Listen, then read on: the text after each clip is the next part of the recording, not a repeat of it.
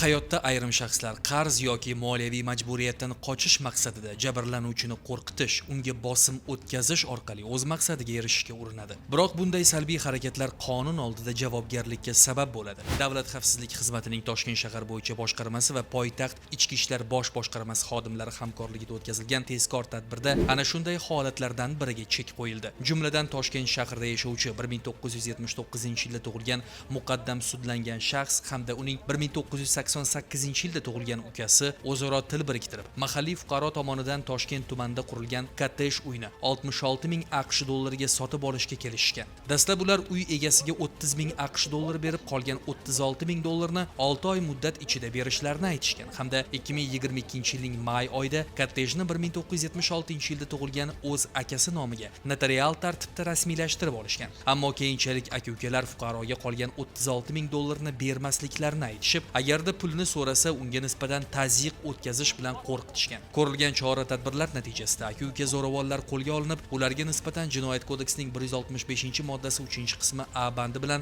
jinoyat ishi qo'zg'atildi. Hozirda tergov harakatlari olib borilmoqda. Hurmatli fuqarolar, kundalik hayotda shu kabi qonun buzilish holatlariga duch kelsangiz, Davlat xavfsizlik xizmatining 1520 qisqa raqamga qo'ng'iroq qilib xabar bering. Shaxsingizning sir saqlanishi kafolatlanadi.